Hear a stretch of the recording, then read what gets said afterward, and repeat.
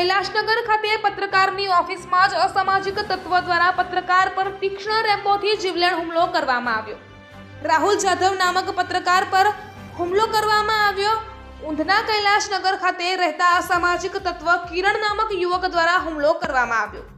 ભોગ બનનાર પત્રકારને સારવાર માટે સુરતની નવી સિવિલ હોસ્પિટલમાં લઈ જવામાં આવ્યો। જીવલેણ હુમલો કરનાર કિરણને ઊંધના પોલીસ દ્વારા ધરપકડ કરી આગળની વધુ તપાસ હાથ ધરાઈ। લાગે છે જેવું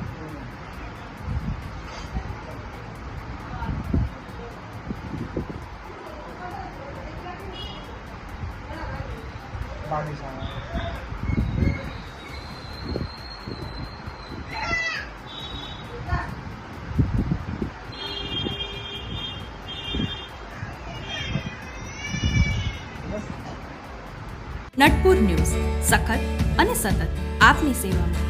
અમારા ફેસબુક પેજ, ઇન્સ્ટાગ્રામ, યુટ્યુબ ચેનલને સબસ્ક્રાઇબ કરો અને ફોલો કરો।